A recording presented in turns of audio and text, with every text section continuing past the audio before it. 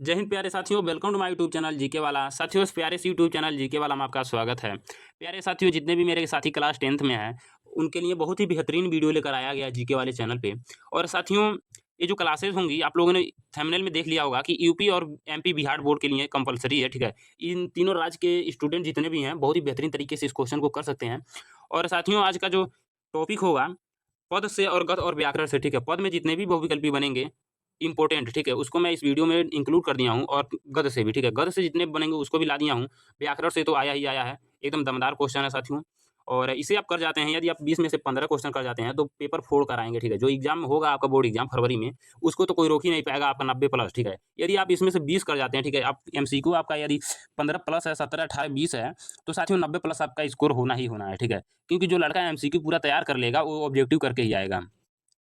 तो साथियों, आपको सबसे पहले एमसीक्यू तैयार करना है, क्योंकि एमसीक्यू ये जो है आपका स्कोर गेन करेगा, ठीक है? स्कोर बढ़ाएगा, जो भी स्कोर बढ़ाएगा आपका एमसीक्यू बढ़ाएगा।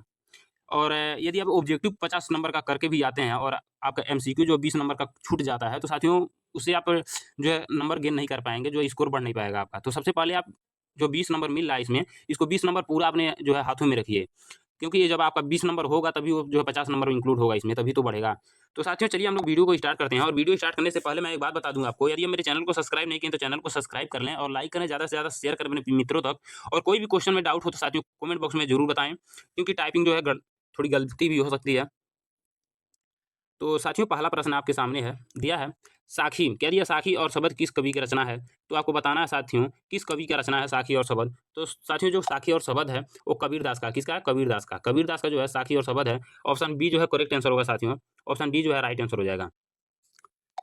और इसी प्रकार नेक्स्ट प्रश्न है साथियों, दिया है राम लक्ष्मण, क्या राम लक्ष्मण परशुराम संवाद किस ग्रंथ से लिया गया है? तो राम लक्ष्मण क्या है? राम लक्ष्मण परशुराम और संवाद किस ग्रंथ से लिया गया, प्यारे साथियों आपको बताना है। तो इसका जो राइट आंसर हो जाएगा रामचरितमानस, ठीक है? रामचरितमानस, ऑप्शन बी जो है करेक्ट आंसर हो जाएगा इसका। और इसी प्रकार हम लोग तीसरे प्रश्न को करेंगे। दिया मेघ आए कविता की रचना कौन है? ठीक है, मेघ आए कविता की रचना कौन है? तो साथियों आपको बताना है, इसका जो राइट आंसर होगा महादेवी वर्मा, सुभद्रा चौहान और क्या है, हरिवंश राय बच्चन और निराला। तो इसमें जो राइट आंसर होगा क्या होगा? सुभद्रा कुमार चौहान होगा, ठीक है? सुभद्रा कुमारी चौहान होगा, यानी ऑप्शन बी जो है करेक्ट आंसर हो जाएगा साथियों। ऑप्शन बी जो है राइट आंसर हो जाएगा। इसी प्रकार नेक्स्ट प्रश्न है साथियों, नेताजी, क्या है? नेताजी का चश्मा किस लेखक की रचना है? साथियों आपको बताना है, नेताजी का चश्मा जो है किस लेखक का रचना है? इस बार बहुत ही बेहतरीन क्वेश्चन आने वाला है एग्जाम में, ठीक है? अपने कॉपी में नोट डाउन कर लीजिएगा इंपोर्टेंट लिख करके, क्योंकि बहुत ही बेहतरीन ये क्वेश्चन है, हर एक एग्जामों में आता है, ठीक है? नेताजी का चश्मा। तो आपको बताना है नेताजी का चश्मा किसका है? तो शरद जोशी का है। किसका है? शरद जोशी का जो है नेताजी का चश्मा जो है जो है रचना है। तो साथियों, नेक्स्ट प्रश्न है आपका, गोदान किस विधा की रचना है? तो ये लगभग सभी विद्यार्थियों को पता होगा कि गोदान जो है उपन्यास है। और किनका है? तो प्रेमचंद्र जी का है। और इसी प्रकार नेक्स्ट प्रश्न है, साकेत महाकाव्य के रचनाकार। तो साकेत किसके हैं? साकेत जो है आपका मैथिली शरण गुप्त जी का है, ठीक है? ऑप्शन बी है करेक्ट आंसर। साकेत जो है मैथिली शरण गुप्त जी का, ऑप्शन बी करेक्ट आंसर होगा। इसी प्रकार नेक्स्ट प्रश्न है, जो कि 7वां प्रश्न है, भारत छोड़ो आंदोलन कब शुरू हुआ, प्यारे साथियों? तो ये आप कहेंगे कि एसएसटी का क्वेश्चन है, तो प्यारे साथियों एसएसटी का नहीं है, आपका हिंदी का है, ठीक है? जनरल हिंदी का क्वेश्चन है। और भारत छोड़ो आंदोलन इसमें भी इंक्लूड हो गया है, एसएससी में एसएसटी में भी आता है, सोशल साइंस में आता है और इसमें भी आता है, ठीक है? तो इसमें जो होगा 1942 हो जाएगा। इस तो आप लोगों ने पढ़ा ही होगा, बहुत ही बेहतरीन प्रश्न है। और साथियों, ये हर एक कॉम्पिटिटिव एग्जाम में आता है, चाहे वो एसएससी हुआ या फिर वो रेलवे हुआ या फिर अग्निवीर हुआ साथियों। तो साथियों, जितने भी कॉम्पिटिटिव एग्जाम में आते हैं, ये सारे प्रश्न आ सकते हैं, जितना भी मैं करा रहा हूँ। और आपके क्लास 10th में ये आएँगे। तो साथियों, आपको कुल मिला-जुला के पता चल ही गया होगा कि जो भी हम लोग पढ़ते हैं क्लास 10th 12th में, ये सारे जो हम लोगों के भविष्य में बहुत इंपॉर्टेंट होने वाले हैं साथियों। तो इसी प्रकार जो है नेक्स्ट प्रश्न है, विधा की विधा की बढ़ती शक्ति किस लेखक का निबंध है? विधा की बढ़ती शक्ति किस लेखक का निबंध है साथियों? तो यहाँ पे जो राइट आंसर होगा हजारी प्रसाद द्विवेदी होगा। क्या होगा? हजारी प्रसाद द्विवेदी, ऑप्शन ए जो है करेक्ट आंसर होगा। विधा की बढ़ती शक्ति जो है किस लेखक की निबंध है? तो साथियों हजारी प्रसाद जी का है विधा की बढ़ती शक्ति। और इसी प्रकार नेक्स्ट प्रश्न है साथियों, मधुर मधुर मेरे दीपक जल कविता की कवित्री कौन है? मतलब मधुर मधुर मेरे दीपक जल कविता की कवित्री कौन है? तो साथियों, इसका जो राइट आंसर होगा महादेवी वर्मा होगा। और मैं आपको एक क्वेश्चन दे रहा हूँ, जो कि महादेवी वर्मा के 3 जो है रचना के नाम कमेंट बॉक्स में ज़रूर बताइए, ठीक है? जो भी पहले कमेंट करते हैं उनका मैं कमेंट पिन करूँगा। जितने भी देखते हैं कितने साथियों का कमेंट आता है महादेवी वर्मा का 3 रचना, ठीक है? जो करेंगे उनका मैं कमेंट में जो है क्या करूँगा, कमेंट पिन करूँगा उनका, ताकि जितने भी स्टूडेंट होंगे उनके कमेंट को देख पाएँगे। तो साथियों, अगला प्रश्न है क्लास क्लास 10th के लिए बहुत ही बेहतरीन सारे जो भी प्रश्न करा रहा हूँ बहुत ही बेहतरीन हो रहा है, ठीक है।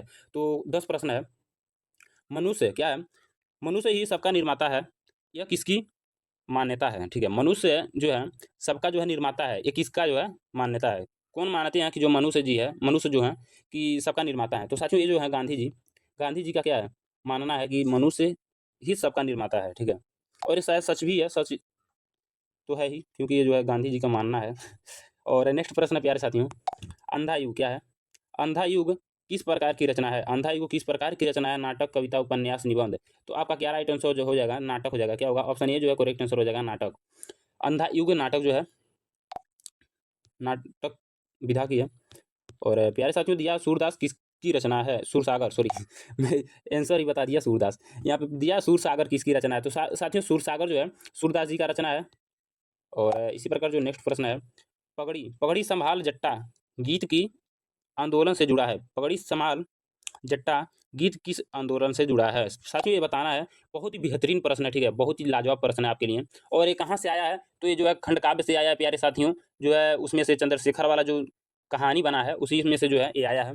तो यहाँ पे जो है जलियांवाला बाग हत्याकांड है, ठीक है, जलियांवाला बाग हत्याकांड आंदोलन में ये जो है इससे जुड़ा है, नारा बोला गया होगा पगड़ी संभाल जट्टा गीत की किस आंदोलन से है? तो वहाँ पे जो नारा बोला होगा पगड़ी संभाल जट्टा। और तो साथियों ये आपको समझ आ गया होगा। मानव धर्म का आधार क्या है? ठीक है ना, मानव धर्म का आधार क्या है आपको बताना है। तो मानवता है।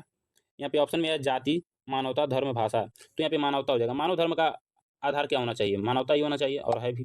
तो साथियों यहाँ पे है 15 जीवन संघर्ष क्या है? जीवन संघर्ष है यह किस अलंकार का उदाहरण है? ठीक है, जीवन संघर्ष है यह किस अलंकार का उदाहरण है? तो यह रूपक अलंकार का है। किसका है? रूपक अलंकार का, ठीक ना। जीवन संघर्ष है यह किस अलंकार का उदाहरण है? जीवन संघर्ष ये किस अलंकार का उदाहरण है? तो साथियों रूपक अलंकार का है। जितने बार मैं बोल रहा हूँ साथियों, एक क्वेश्चन को 2-2 3-3 बार रिपीट कर रहा हूँ। यदि आप भी रिपीट करेंगे मेरे साथ तो शायद आपको क्वेश्चन, हर एक क्वेश्चन याद हो जाएगा इस वीडियो में ही। आपको क्वेश्चन नोट करने की आवश्यकता ना होगी।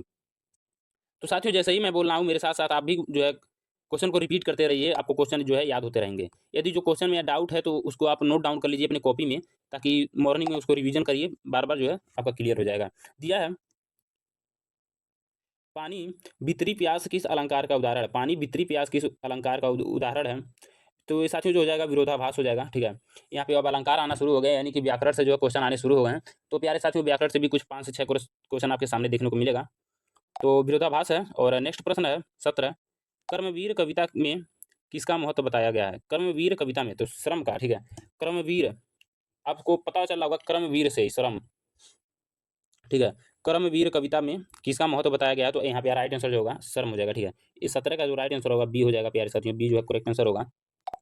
और इसी प्रकार है नेक्स्ट प्रश्न 18 साथियों, जयशंकर प्रसाद क्या है? जयशंकर प्रसाद किस युग के कवि हैं?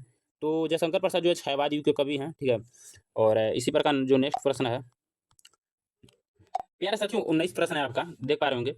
लिखा है कौन कहता है असमान सुराख नहीं हो सकता? ठीक है, कौन कहता है असमान सुराख नहीं हो सकता? पंक्ति किसकी है? तो आपको बताना है जो लाइन जो है, कौन कहता है कि असमान जो है सुराख नहीं हो सकता, तो ये पंक्ति किनकी है? दुष्यंत कुमार का है। किसका है? दुष्यंत कुमार का प्यारे साथियों, ये जो है दुष्यंत कुमार का है। ऑप्शन बी जो है करेक्ट आंसर है, ठीक है, ऑप्शन बी जो है करेक्ट आंसर है। और आज का जो ये प्रश्न है साथियों, ये आपका बिल जो है इस वीडियो का लास्ट प्रश्न है। और हम लोगों ने 20 प्रश्न लगभग कर लिया है, दिया है विद्या दादति विनयम का अर्थ क्या है? विद्या दादति विनयम का अर्थ क्या है प्यारे साथियों? तो विद्या से नम्रता आती है, ठीक है। यहाँ पे विद्या से नम्रता आती है, यहाँ पे आपका जो राइट आंसर होगा बी होगा, ठीक है। तो प्यारे साथियों हम लोगों ने 20 प्रश्न कर लिया है। और अब आपकी बारी है बताने की कि आपने 20 में से कितना स्कोर कर पाया, ठीक है। हम लोगों ने 20 प्रश्न तो कर लिया, आपका बारी है बताने की कि 20 में से आप कितना किए। और प्यारे साथियों मैं आपको बता दूं, यदि आपका 15 से 17 के बीच में स्कोर हो रहा है तो आप एकदम सेफ स्कोर में है, ठीक है। यदि 13 हो रहा है, 10 हो रहा है, 8-9 हो रहा है, तो साथियों आपको मेहनत करने की बहुत जरूरी है, क्योंकि आपका एग्जाम करीब में है, 3 से 4 महीने और हैं। तो साथियों मेरे चैनल से जुड़ जाइए और डेली जो है क्वेश्चन प्रैक्टिस करिए। आपको हर एक क्वेश्चन को मैं 1 से 2 बार 3 बार जो है रिवीजन करा दूंगा इसी वीडियो में ला कर, तो आपको हर एक क्वेश्चन जो है रिपीटेड मिलेंगे, तो तैयार हो जाएंगे प्यारे साथियों।